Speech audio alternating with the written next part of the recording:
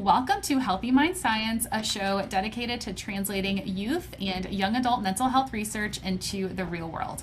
We have conversations with experts in psychology, neuroscience, human development, computer science, education, and more, with a focus on helping parents and educators take research findings into their everyday lives to ultimately better support our young people. And today I have with me Grace LaJoie and Morgan Johnson, and I'm really excited to have you both on the podcast. So welcome to the show. Thanks for having us. Yeah, thank you. Of course. So Morgan and Grace are current undergraduate students at University of Colorado Boulder and are affiliated with the RAD Lab, which is an affiliate of the Center for Healthy Mind and Mood.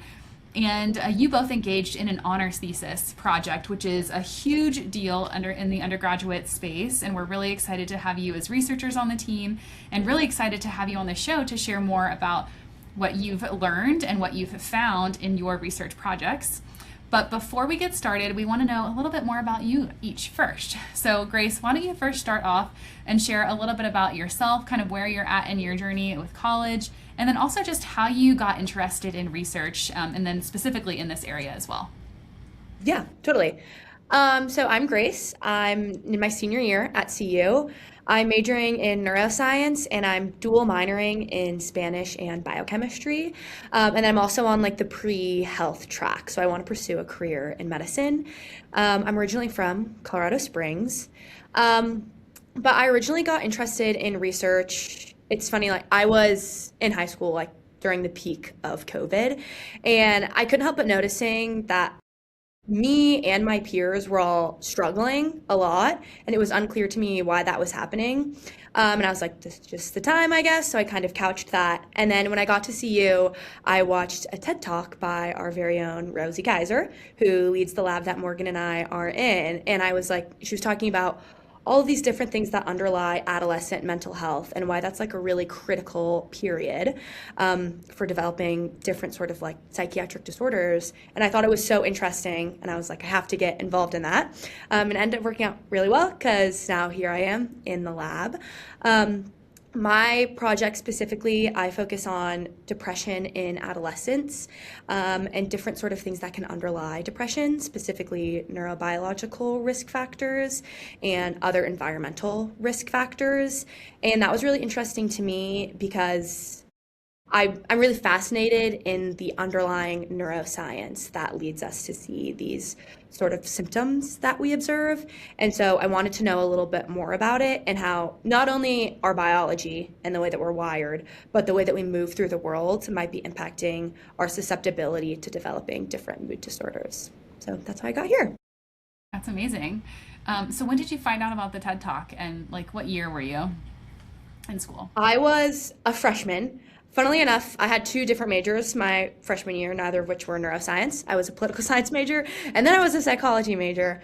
And for one of my classes, we were having to write a paper where we were arguing for something. And I was arguing that we needed to do more for young people's mental health. And one of the things we had to do was find a resource, specifically a video resource, among others. And so I found Dr. Kaiser's TED Talk, and I was like, this is so interesting. I didn't even know these were things that people were looking at. I didn't know that adolescence was such a critical window for this, and I really want to learn and understand more. So it was my freshman year. I didn't end up joining the lab until before my junior year, but I think that was the first moment that I had stars in my eyes about research and got really excited about being involved. That's so good. That's really awesome. Thanks for sharing. Morgan, why don't we transition to you? So why don't you tell us a little bit about yourself, your journey, and also what inspires you to get started in research? Yeah. Hi, my name's Morgan Johnson, and I'm a current but about to be CU graduate with a dual major in psychology and neuroscience and a minor in women and gender studies. And a little bit about me, I've been a summer camp counselor at my local recreation center for the past 3 summers. It's been really great to work with the Denver Metro youth.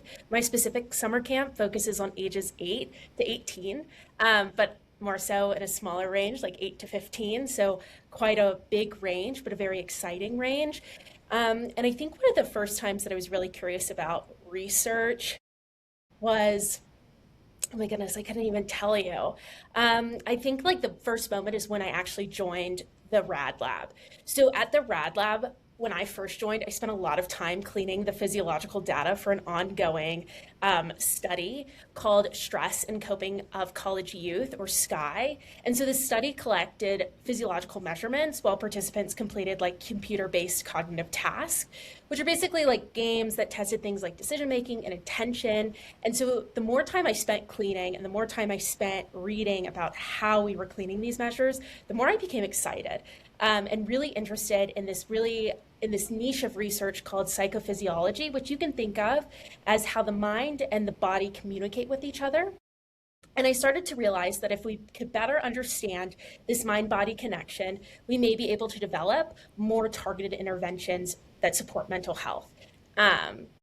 Yeah, that's kind of like really what set it off. And once I started, I really couldn't stop. And that's like how my whole honors thesis transpired. I love it. Once you start, you can't stop, you know? Yeah, 100%.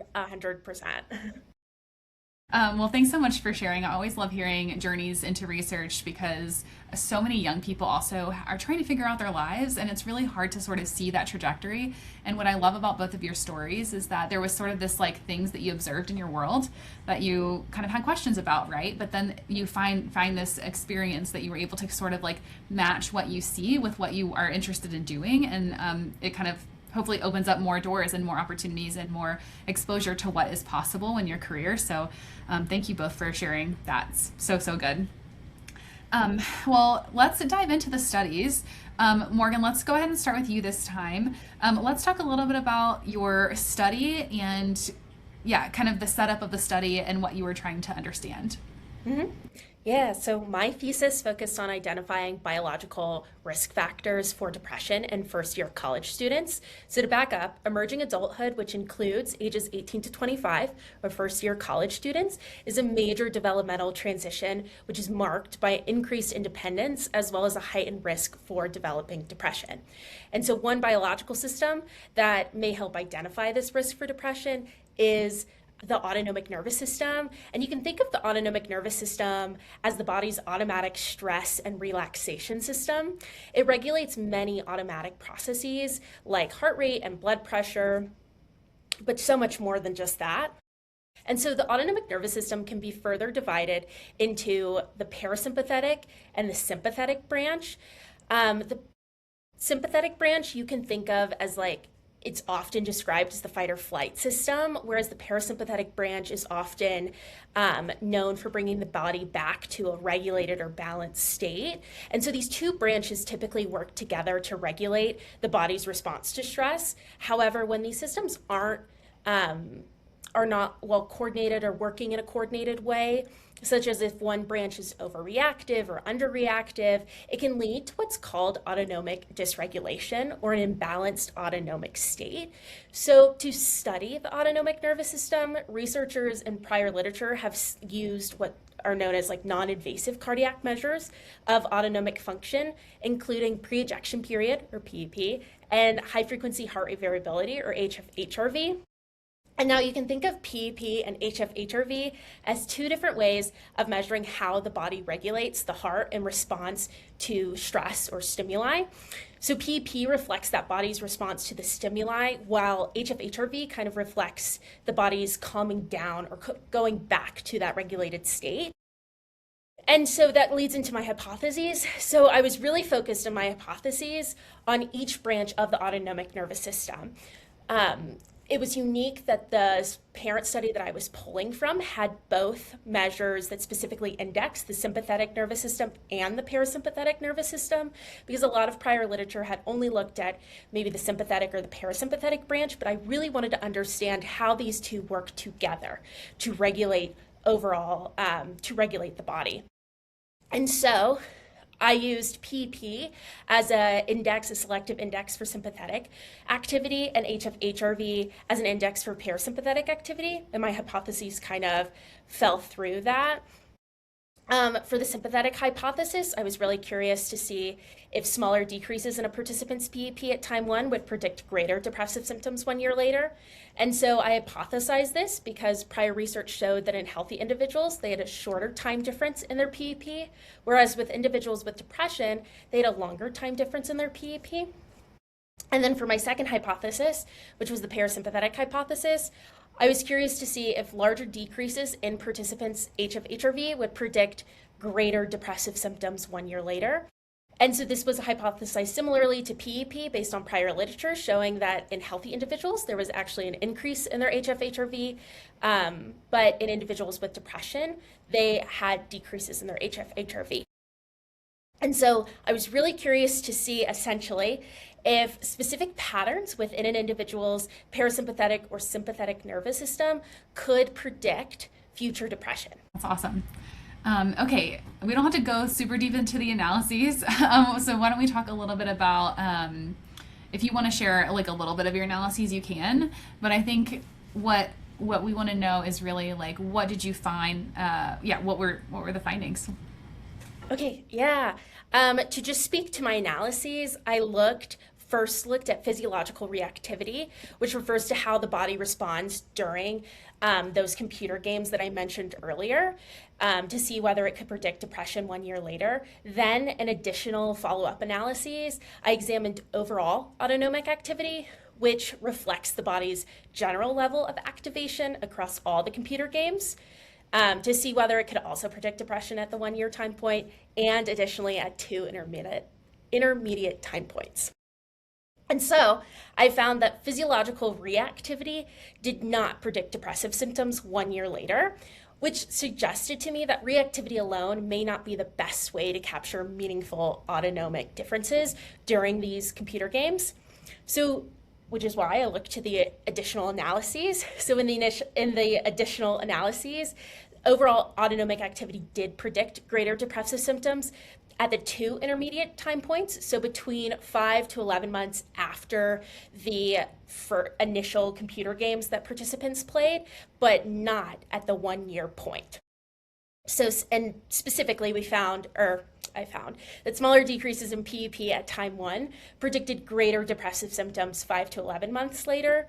And similarly, decreases in HF-HRV at time 1 also predicted greater depressive symptoms in that same 5 to 11 month window. So that is a lot, especially for folks maybe who aren't in the research space, and especially even just in understanding like physiology, right? Can you talk a little bit about like what does that mean for maybe a parent or educator who is out there working with young people, or has a young person in their orbit? How can they make sense of your findings? Yeah, so I like to say that like a main takeaway for parents and educators is that the risk for depression in youth and young adults may be related to how flexibly the body responds to stress. So I was mentioning previously the autonomic nervous system has these 2 branches, and the sympathetic branch is your fight or flight. So it's always responding to that stress, and your parasympathetic is trying to get your body back to a balanced state, and a regulated state. And so when the body's automatic stress and recovery systems are not working in this coordinated way, it may make it harder for youth to cope with these everyday challenges, which suggests that supporting stress regulation is important for reducing this risk. So understanding how we can support stress regulation, how we can start having conversations about looking for ways to support that, I think are really critical, and what I really want people to take away from my study. Awesome. And then if you have an idea, that you don't have to have this necessarily, and so it's okay if you don't, but do you have an idea of a stress regulation like tool or strategy that you've either heard working or seen working in the research? I haven't yet. I really want to dive into that. I think that's really what my next steps are. I want to do a lot of things, but I really want to look at what stress regulation looks at. I know talking it out has a huge impact, but I don't know about a specific intervention, and like what all of that entails. But I'd be really excited to get in the weeds about that. Yeah, like I know like meditation, right? And there's Yes. some strategies around that can really help us regulate. I just don't know if it's exactly, I would imagine that it's around like physiology, right? But I haven't read any studies specifically about that, I guess. So yeah. Yeah. And that's definitely a future step, is to understand what stress regulation and what supporting that looks like, especially when we think about putting it or translating it into schools and in educational spaces. Yeah, I think it's just so fun though to think about like our physiology and also how it changes over time, especially among young people, and our development. But also that like we have the opportunity to change it as well, right? Like we can engage in behaviors or strategies or tools that help us regulate our physiology, which is kind of interesting and fun. So Yes, I thought that's what was so interesting about what I was studying is that if you look at what's going on biologically, then maybe we can find more targeted interventions for that. There's, of course, all these other external factors. So there's different stressful life experiences, there's different environmental factors that can accumulate and can also influence an individual. But I was curious to see how we could maybe start with the body, like with that mind-body connection. That really fascinates me. awesome. Well, thank you so much for sharing. I want to hear more about what you learned, but before we do that, I want to go into Grace's study. So, Grace, why don't you share a little bit about kind of your study, the overview of your study, and your hypotheses? Yeah, for sure. So like I mentioned earlier, I'm really interested in figuring out like what's going on in your brain when we're seeing that these mood disorders are happening. Depression, we know, really onsets in adolescence. Lots of adolescents are depressed at a much higher rate than adults are. So it's a really critical window for understanding why that's happening. So I looked at two specific risk factors for developing depression. So one was exposure to life stress, specifically negative life stress. So that's things like I got a poor grade on my exam, or I really wanted to go on a date with this person and that didn't end up working out. And then the other domain that I looked at was the volume of a structure called the hippocampus. So the hippocampus is deep within your midbrain, and its real claim to fame is that it's important for memory formation and the storage of memories. But we see a lot in depression that it shrinks in volume, and that's really important because if this structure starts getting smaller, it's not working correctly, and that can have really clinically significant consequences and can change your cognition. So we really don't want to see that volume changing over time. So you have these two risk factors, stress and the volume of the hippocampus. So it's a little bit of like a nature versus a nurture question. Is it that you already had like a small hippocampal volume and that maybe interacted with stress to predict depression at a later time? Or is it that initially you already had like a really high level of stress and that led your hippocampus to get smaller and that's what made you more depressed? So my project was kind of trying to answer this question and tease apart the interactions. So is it that stress and hippocampal volumes are working together to predict depression, or is it that one leads to the next? So one of my hypotheses was in line with a model called the stress diathesis model, which argues that stress and hippocampal volumes are independent risk factors that interact to predict depression. My other hypothesis was in line with what's called the neurotoxicity model, which argues that stress at one time point will lead to a change in the volume of the hippocampus, specifically a decrease is what we are interested in, and that decrease in hippocampal volume can predict depression at a later time. So what was really cool about this study was that it was specifically with an adolescent population, adolescent and young adult. It was 13 to 21 years of age participants, and it ended up being a sample of about 167 people. And then it was a 2-year study, which is also really exciting because a lot of research in this arena is just at one time point. And so you measure the volume of the hippocampus and all of the other variables at one time. But it was really cool that we got to see how these things were changing over time. And that was really informative for that neurotoxicity model that I told you about, where we need to see the change in hippocampal volume over time. Yeah, so the study was well positioned to address some of those gaps that we hadn't explored previously in the literature and test these two competing models to see which is the stronger predictor of depression. Is it that these things are working together, or is it that they're working in sequence to predict depression? Yeah, such a creative and a really interesting study. One of the things I want to like pinpoint that I think is really interesting is just around like stress. You talked specifically, you were like negative life stress. So I'm wondering if you can share a little bit about like why you specifically highlighted the negative life stress versus like maybe there's positive stress as well, and how that could, like how do you differentiate those, I guess, from your perspective? Yeah, totally. So there's two different types of stress. There's positive life stress and there's negative life stress. And they kind of sound like what they are. So positive life stress is something like, well, I got a promotion at work, or I got really exciting feedback from my boss, or I achieved a goal that I had been working on for a really long time. And those are all great things. But when we're talking about the hippocampus, we specifically focus on negative life stress, because that's in line with the literature that it's those negative things. So that could be, I lost my job. If we're talking about the context of an adolescent, that could be, my girlfriend broke up with me, or I didn't get to join varsity football. Those sorts of things. We care about those in the context of this research because they spike your cortisol level, and a chronic exposure to that, so like over time, this study specifically looked at stress exposure over the course of a year. Over that long time period, you'll have elevated levels of those glucocorticoids, and those almost like attack your hippocampus. And those are the things that lead to your hippocampus getting smaller.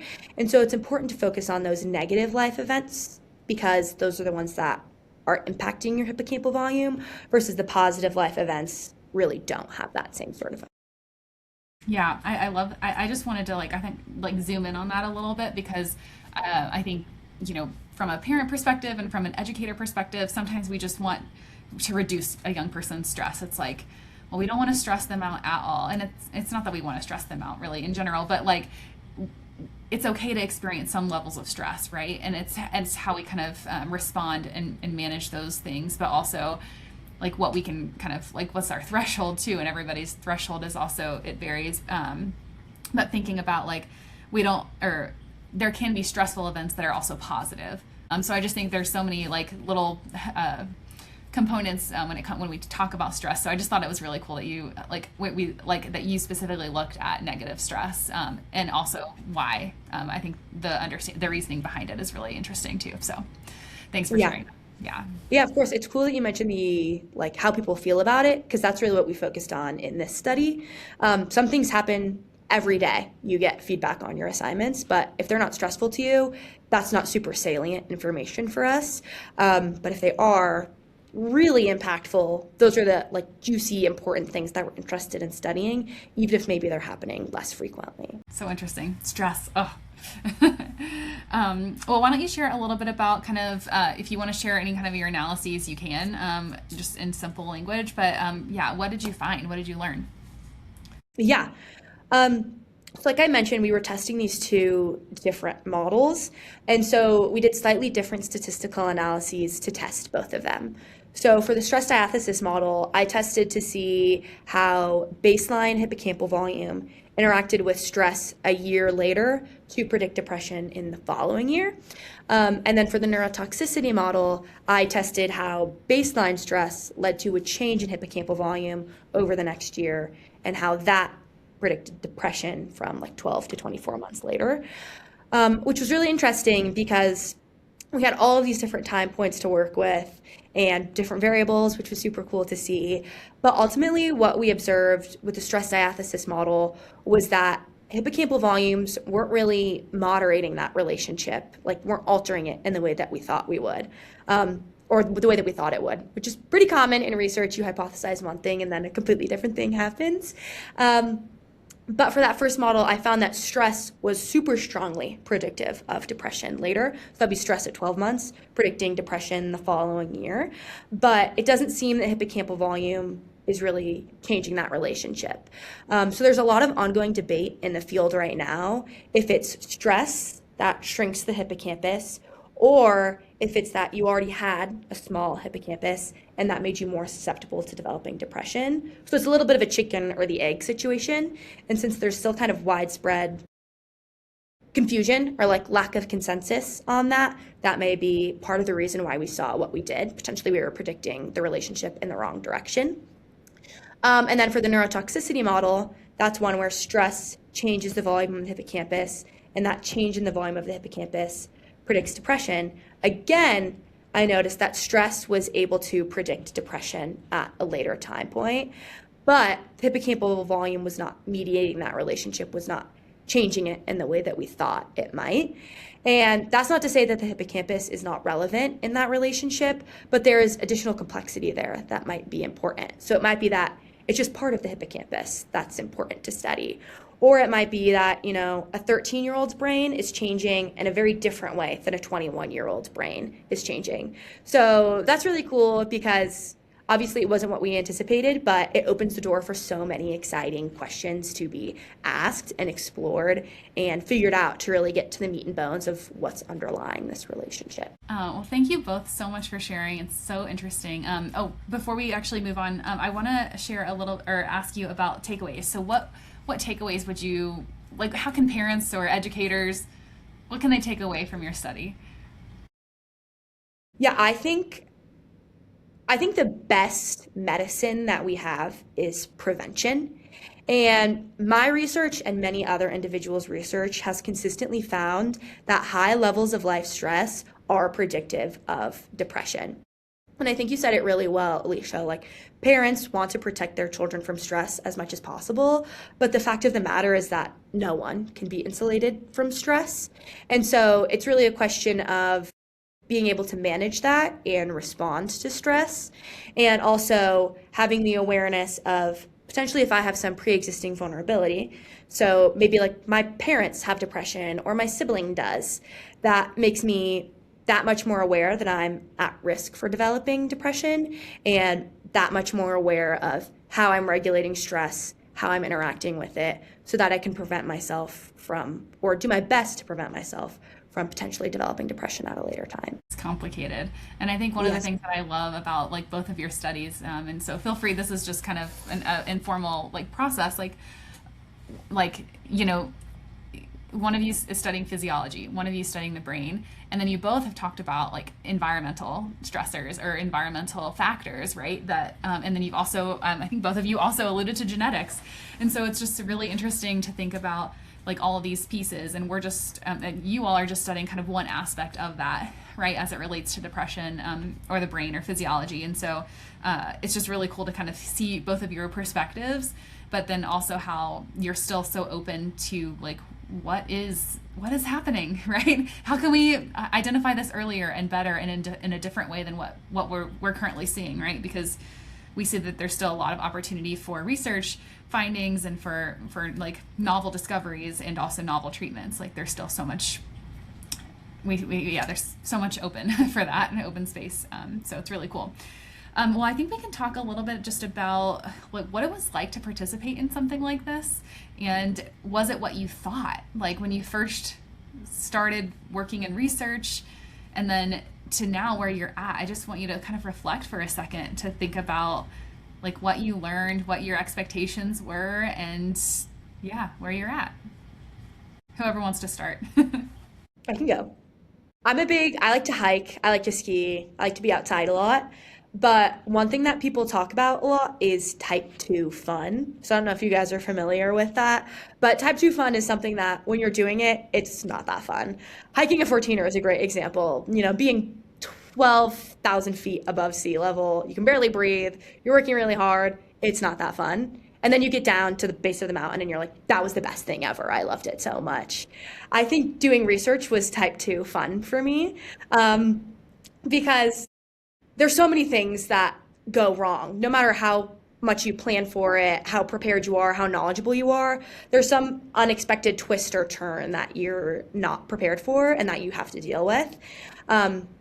So I didn't anticipate that happening. And then after I defended my thesis and I turned everything in, I remember I told my roommate, I was like, I'm so upset this is over. Like I had so much fun. And I swear she looked like she wanted to slap me in the face because she was like, you have been going through so much stress, like so frustrated this whole time. But yeah, I loved it. It was definitely type 2 fun. I would totally recommend it. But I think what was really interesting for me is being a student of science, you learn about the scientific method.